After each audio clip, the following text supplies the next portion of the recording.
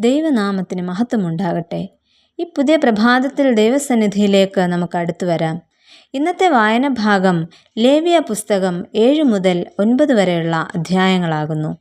ഇന്നത്തെ കുറിവാക്യം ഉൽപ്പത്തി പുസ്തകം 41 അധ്യായം 37 വാക്യം. ഈ വാക്ക് ഫറവോനും അവൻ്റെ സകല ഭൃത്യന്മാർക്കും ബോധിച്ചു. ഈജിപ്ഷ്യൻ ചക്രവർത്തിമാരുടെ സ്ഥാനപ്പേരാണ് ഫറവോൻ എന്നത്. വിശുദ്ധ വേദപുസ്തകത്തിൽ പഴയ നിയമത്തിൽ 274 പ്രാവശ്യം ഈ പേര് പറഞ്ഞിരിക്കുന്നു. ഈജിപ്ഷ്യൻ പേരായ ഫറവോൻ എന്ന വാക്കിൻ്റെ അർത്ഥം കൊട്ടാരം എന്നാണ്. യഥാർത്ഥത്തിൽ ഈ പദം രാജാവിൻ്റെ കൊട്ടാരത്തെ സൂചിപ്പിക്കാനായിട്ടാണ് ഉപയോഗിച്ചിരുന്നത്.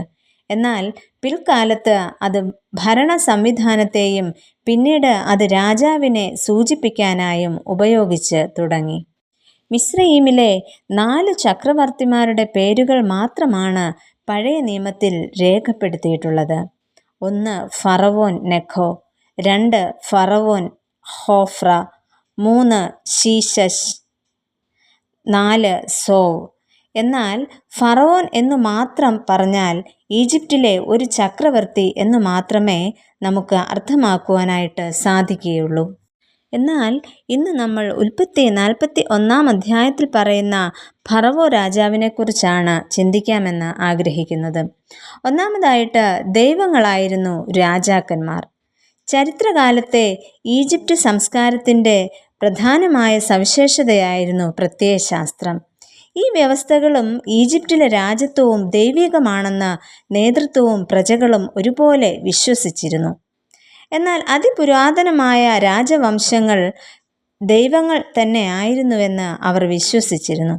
സമകാലികനായ ഫറവോൻ ദൈവപുത്രനാണെന്നും മരണ അനന്തരം അദ്ദേഹം ദൈവരൂപം പ്രാപിക്കുമെന്നും ഉള്ള ഒരു പൊതുവായ വിശ്വാസം അന്നത്തെ കാലത്ത് ഉണ്ടായിരുന്നു. അതുകൊണ്ട് അന്നത്തെ കാലത്ത് ജനങ്ങൾ രാജാവിനെ ദൈവമായി ആരാധിച്ചിരുന്നു. എന്നാൽ രാജാക്കന്മാരുടെ നയത്തെയും പ്രവർത്തനങ്ങളെയും പൊതുവെ അനുകൂലിക്കുന്ന തരത്തിലാണ് രാജസദസ്സിലെ പ്രവാചകന്മാർ തുടർന്നു പോയിരുന്നത്. എങ്കിലും മനുഷ്യ അവകാശങ്ങളെ തകർക്കുന്ന തരത്തിലെ അക്രമ പ്രവർത്തനങ്ങളെ പ്രവാചകന്മാർ എതിർക്കുകയും ചെയ്തിരുന്നു. എന്നാൽ ഉദ്യോഗസ്ഥ വൃന്ദം നീതിയും ന്യായവും പുലർത്തണമെന്നത് രാജകൽപ്പനകളിലെല്ലാം കാണുന്നതായിട്ടുള്ള ഒരു വസ്തുതയാണ്. രണ്ടാമതായിട്ട് നമുക്കിവിടെ കാണുവാൻ കഴിയുന്നത് സ്വപ്ന വ്യാഖ്യാനവും പരിഹാര നിർദ്ദേശങ്ങളുമാണ്. 7 വർഷം നീണ്ടുനിന്ന അസാധാരണമായ കാർഷിക വിളവിൻ്റെയും സുഭിക്ഷതയുടെയും നാളുകൾക്ക് ശേഷം ഉണ്ടാകാനിടയുള്ള ക്ഷാമത്തിൻ്റെ നാളുകളെ എങ്ങനെ തരണം ചെയ്യാം എന്ന മാർഗമാണ് ഫറവോന് യോസെഫ് സ്വപ്ന വ്യാഖ്യാനത്തിലൂടെ മനസ്സിലാക്കി കൊടുക്കുന്നത്. പാണ്ടികശാലകൾ നിർമ്മിച്ച് സുഭിക്ഷതയുടെ നാളുകളിലെ അധിക ധാന്യം നഷ്ടമായി പോകാതെ ശേഖരിച്ച് വയ്ക്കണം എന്ന് യോസെഫ് ഉപദേശിക്കുന്നുണ്ട്. ക്ഷാമത്തിൻ്റെ നാളുകളിൽ ഏവർക്കും ധാന്യം ലഭിക്കുന്ന തരത്തിൽ ക്രമീകൃതമായി കാര്യങ്ങൾ നടപ്പിലാക്കണം. ദൈവം തനിക്ക് നൽകിയ ജ്ഞാനത്തിലൂടെ യോസെഫ് സ്വപ്നം വ്യാഖ്യാനിച്ചു കൊടുക്കുന്നു. ഇത്തരത്തിൽ ദാർശനിക ബോധവും കാര്യപ്രാപ്തിയും ദൈവ ആശ്രയവും ഉള്ള ഭരണാധികാരികൾക്ക് മാത്രമേ രാജ്യത്തെ നയിക്കുവാനും ജനങ്ങളുടെ പ്രശ്നങ്ങൾക്ക് പരിഹാരമാകുവാനും കഴിയുകയുള്ളൂ. അതിനുള്ള കഴിവും ഇവ ആർജിച്ചെടുക്കുവാനുള്ള ദൈവാശ്രയ ബോധവും എല്ലാ ഭരണാധികാരികൾക്കും ലഭിക്കട്ടെ എന്ന് നമുക്ക് പ്രാർത്ഥിക്കാം.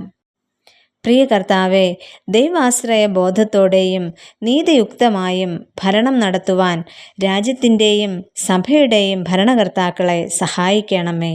ആമേൻ.